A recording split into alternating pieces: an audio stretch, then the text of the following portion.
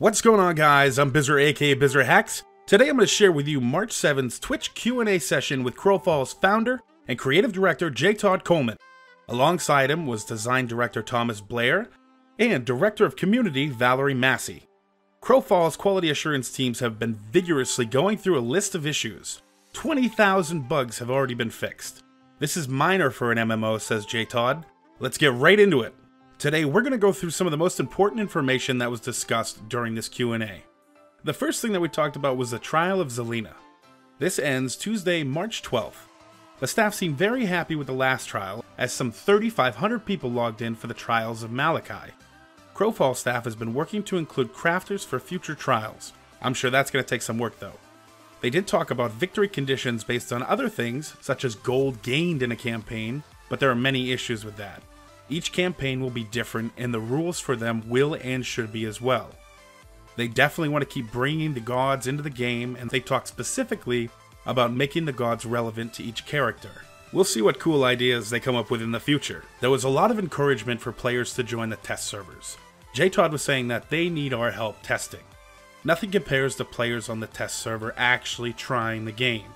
They tried using bots, they've used internal Q&A, but they really need players on there really giving it hell. The test servers aren't always online. They go up and down based on the developer's needs. They cost money to use, so this makes sense. There's a new tankard coming for March. Here's a little snapshot of it.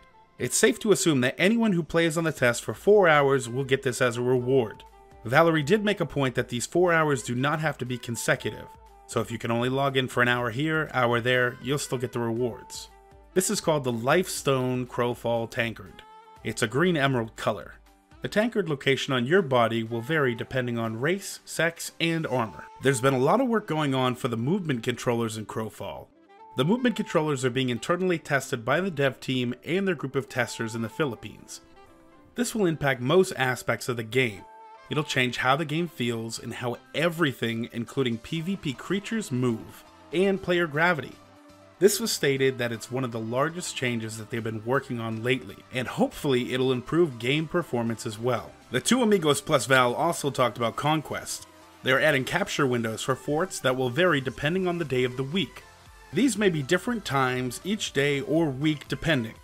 It seems the details are still being worked out, but the goal is to have the number of capture locations available relative to the number of players online. They talked again about moving notifications to a specific channel for guards, and they want to make sure that it announces 2 times.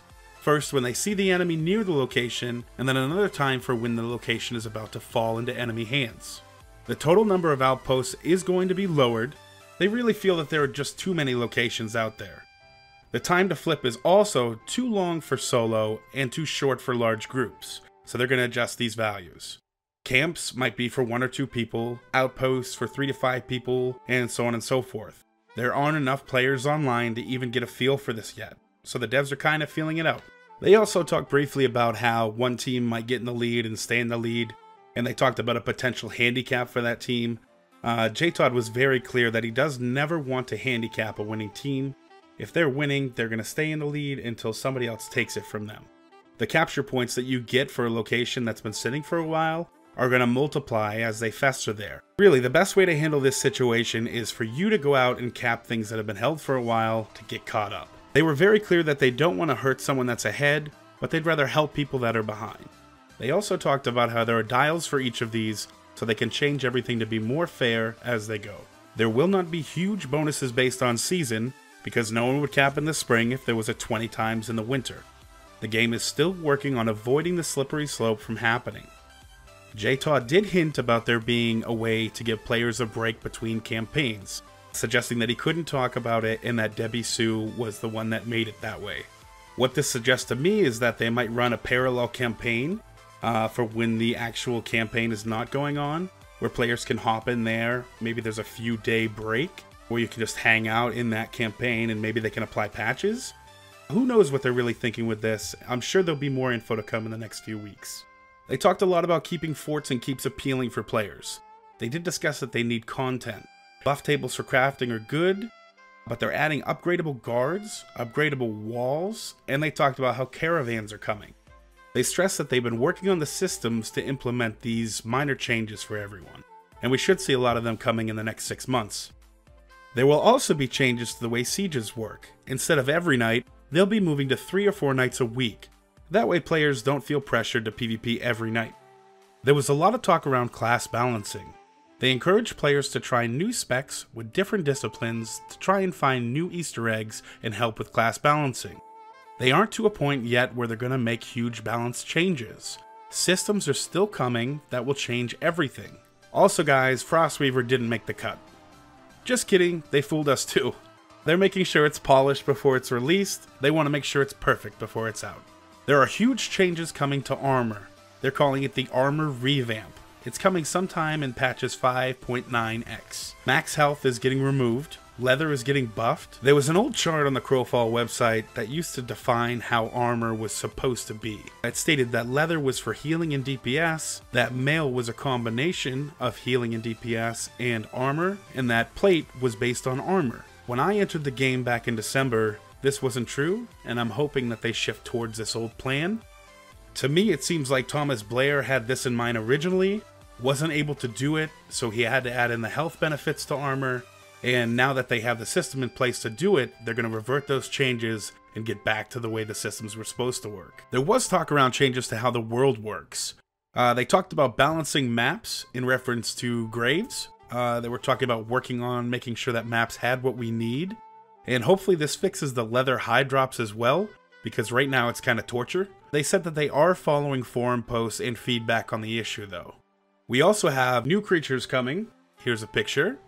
Those look pretty cool.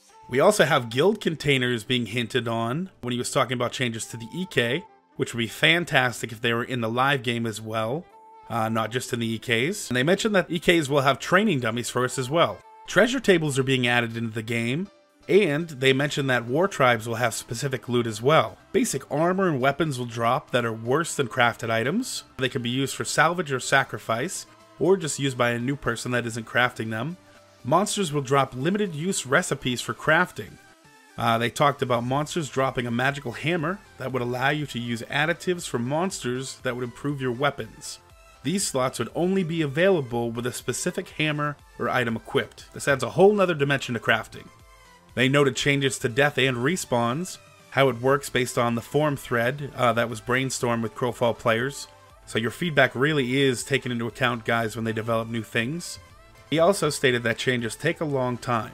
Sometimes 2 weeks is a super fast change for them, but it might seem slow for us. So just sit tight, guys, and be patient. Item skins are going to be added so that you can have the look you want with the effect you need, even on attachable items. Mount skins and weapon skins are going to be available. Runic recipes are coming and will be available as a limited use recipe. So this means you can use it 1 or 2 times and then the recipe's gone. They are adding buy orders into the game, which will be available, so if you need something, you can put up an order and another character can gather it for you. They also want us to be able to put items up on vendors and charge something other than gold. So if you want to sell an armor piece for Chaos Embers, you can. Crowfall staff is awesome for hosting these live Q&A sessions. Val, the community director on the team, wants to know if you're a streamer. Email her at community@crowfall.com and let her know about your channel.